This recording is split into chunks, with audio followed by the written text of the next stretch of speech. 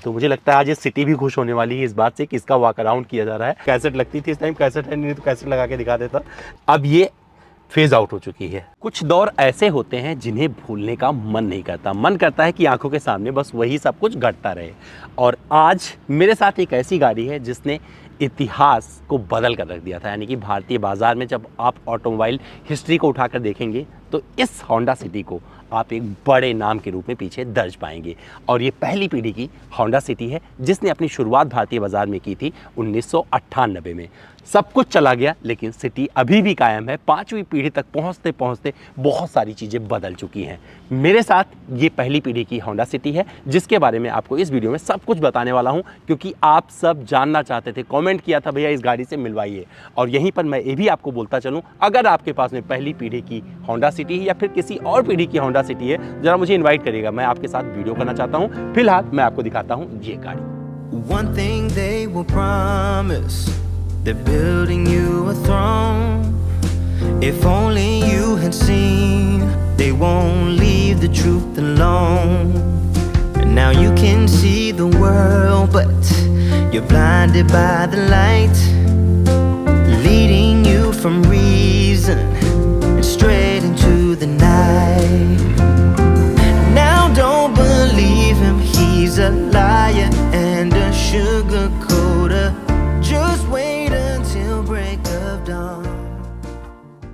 तो चलिए आपको आपके उस दौर में लेके चलते हैं जहां पर आपकी यादें ताज़ा हो जाएंगी सिटी के साथ में। तो सबसे पहले बात करेंगे फ्रंट डिज़ाइन की और यहाँ पर क्या क्या चीज़ें मिलती हैं। लेकिन उस पर जाने से पहले बता दूं, आप हाइट देख रहे हैं गाड़ी की ना, तो क्या है मुझसे बहुत छोटी नज़र आ रही है और इसका फ़ायदा कहाँ मिलता था उसका चर्चा बाद में करेंगे। अभी देखिए क्या क्या मिलता था। सामने यहाँ पर आपको जो पूरा हेडलैम्प यूनिट मिल रही है हैलोजन बल्ब के साथ में, पारंपरिक अंदाज वाले, हालांकि उस टाइम में बहुत अच्छी रोशनी देती थी और इसकी रोशनी समझ में भी आती थी।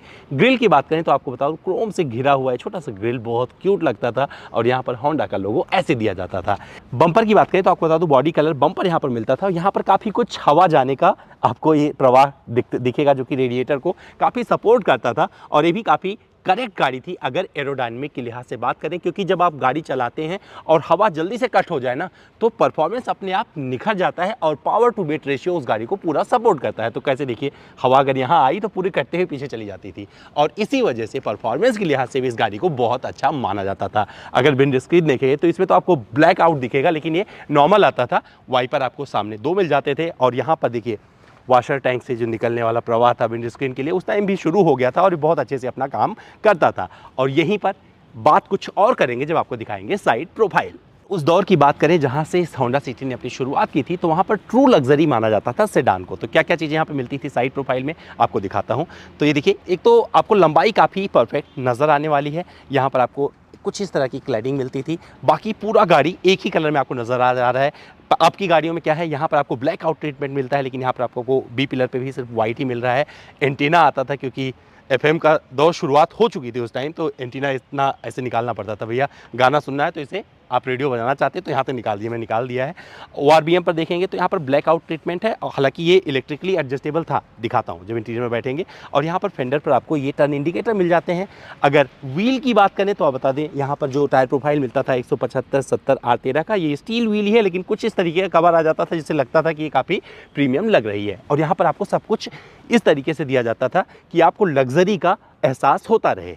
ग्राउंड क्लियरेंस बहुत कम है, क्यों कम है उसकी चर्चा करेंगे बाद में, क्योंकि जब आप परफॉर्मेंस ओरिएंटेड कारों की तरफ बढ़ते हैं तो शुरू से रहा है जितना कम ग्राउंड क्लियरेंस होगा उतना ज़्यादा आपको आराम मिलेगा, उतनी बढ़िया गाड़ी परफॉर्म करके दे जाएगी।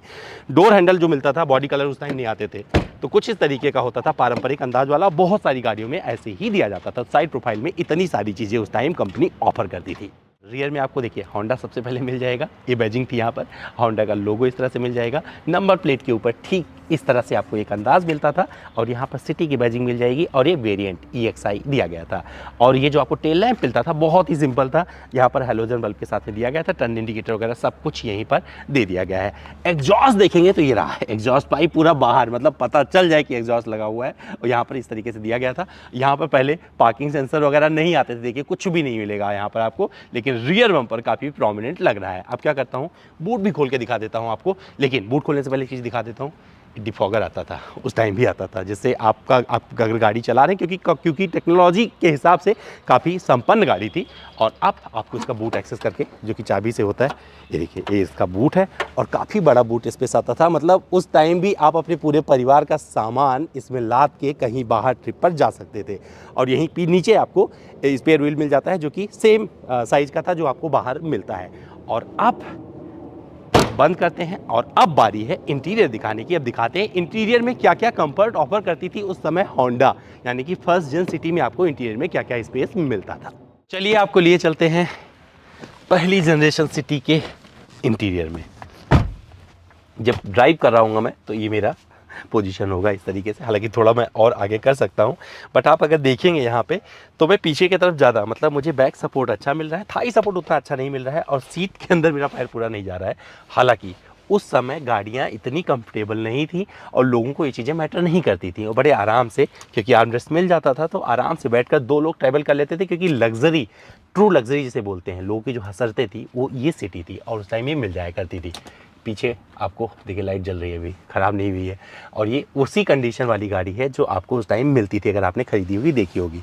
यहाँ पर देखेंगे तो थोड़ा सा बीच में आपको ये जो ट्रांसमिशन टनल है थोड़ा सा इंटरप्ट कर रहा है, तो तीसरा बंदा यहाँ पर आराम से नहीं बैठ सकता था, ये उस टाइम भी जिक्र किया जाता था। हालांकि उस टाइम इस तरह के रिव्यू नहीं किए जाते, तो मुझे लगता है आज ये सिटी भी खुश होने वाली है इस बात से कि इसका वॉक अराउंड किया जा रहा है। और यहाँ पे किस तरीके से विंडो डाउन होता था वो दिखाता हूँ। ये बटन देखिए, इस तरीके से इसको नीचे करते थे, फिर ऊपर लेके जाते थे, देखिए यहाँ से ऊपर करते थे, इसको करते थे नीचे, विंडो डाउन हो जाता था और ये बहुत अच्छे से काम करता। हालांकि जो गेट ओपनिंग था ये इससे करना पड़ता था और ये हैंडल यूज़ किया जाता था। तो ये बहुत अच्छे से दिया गया है। डोर पे आपको कोई भी सामान रखने की जगह, यानी कि बोतल होल्डर वगैरह भी नहीं दिया जाता था, तो यहाँ पर बोतल नहीं लगा सकते थे। ये उस टाइम की दिक्कत थी और धीरे धीरे चीज़ें इसी से सीख के आज के टाइम में बैठे हैं, जहाँ पर आपको ढेर सारी यूटिलिटी स्पेसेस गाड़ियों में मिलते हैं। यहाँ पर जो आप हेडरेस्ट देख रहे हैं ये भी एडजस्टेबल नहीं है, इंटीग्रेटेड है, लेकिन पीछे छोटा मोटा सामान आप रख सकते थे। हेडरूम ठीक मिल रहा है, बट देखेंगे जिस गाड़ी का जो साइज़ है, आपने बाहर से देखा होगा, उसके लिहाज से मैं थोड़ा सा यहाँ पर लग रहा है कि भैया छत में टकरा ना जाए मेरा सिर, तो पीछे ये सारी चीज़ें मिल जाती थी। लेकिन मुझे लगता है काफ़ी आरामदायक रहा होगा उस टाइम के लोगों के लिए, और उन्होंने ज़रूर इस गाड़ी को इसीलिए पसंद किया था, जिस वजह से आज सिटी 5वीं पीढ़ी तक पहुँच चुकी है।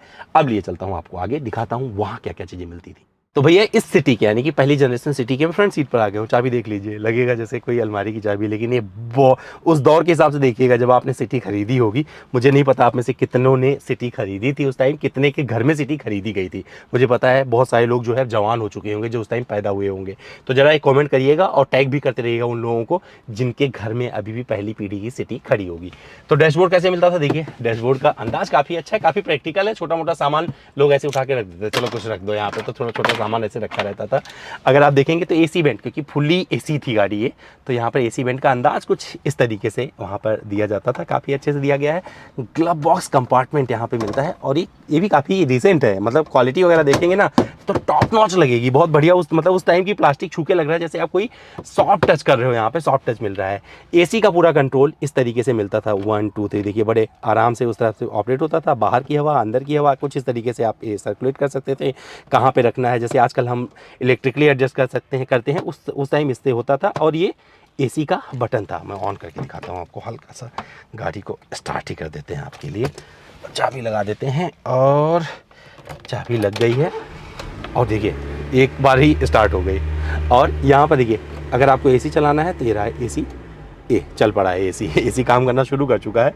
और म्यूजिक सिस्टम होंडा का आता था, देखिए कैसेट लगती थी, इस टाइम कैसेट है नहीं तो कैसेट लगा के दिखा देता, तो कैसेट वाला पूरा यहाँ पर सिस्टम दिया गया है। लेकिन आप गाने वाने चेंज करते, मैं थोड़ा एडवांस था उस टाइम के लिहाज से भी, और कैसेट अगर होता मेरे पास कैसेट रखी हुई है लेके आता तो मज़ा आ जाता, लेकिन यहाँ पर नहीं है। यूटिलिटी स्पेसेस के नाम पर यहाँ पर देखिए आपको इतनी जगह मिल जाती है और यहाँ पर छोटा मोटा सामान आप रख सकते थे। ये बेसिकली एश ट्रे है और यहाँ पर देखिए 12 वोल्ट का भी एक सॉकेट दिया गया है उस टाइम, हालांकि मोबाइल चार्जिंग वार्जिंग नहीं करते थे। और ये 5 स्पीड का ट्रांसमिशन मिलता था, सब कुछ पैटर्न वही से था पुराना, पीछे यहाँ पर आकर रिवर्स हो जाता था, बाकी वो हैंड ब्रेक यहाँ मिल जाता था। आर्मरेस्ट वगैरह कुछ नहीं दिया जाता था और सीट पर भी आपको हाइट एडजस्टेबल की सुविधा नहीं मिलती थी। स्टीयरिंग की बात करें तो स्टीयरिंग को आप ऊपर नीचे एडजस्ट नहीं कर सकते थे, ऐसे नॉर्मल स्टीयरिंग दे दिया जाता था। और यहाँ पर आपको ये देखिए ये हैजार्ड लैंप का बटन दिया गया है। और अगर इंस्ट्रूमेंट क्लस्टर की बात करेंगे तो इंस्ट्रूमेंट क्लस्टर जो है इस तरीके से आपको मिलता था। मतलब कुछ ऐसे, मतलब पूरा मैनुअली ऐसे इस तरह से नज़र आता था। इस तरफ मीटर हो गया और इस तरफ फ्यूल कितना है, इस तरफ टेम्परेचर गाड़ी का, ये सब कुछ दिखा जाता था। बाहर मैंने जिक्र किया था कि ये इलेक्ट्रिकली एडजस्टेबल आता था, सॉरी गलती हो गया, देख नहीं पाया था। इसे आपको मैनुअली इसी से हाथ से एडजस्ट करना होता था, ORVM। यहाँ पर आपको चारों पावर विंडो के बटन मिलते थे इस दरवाजे पर, आप यहाँ से ऑपरेट कर सकते थे। काफ़ी एडवांस गाड़ी थी और ये काफ़ी अच्छे से अपना काम उस टाइम कर रही थी। तो यहाँ पर ये सारी चीज़ें इस गाड़ी को काफ़ी एडवांस बना देती हैं।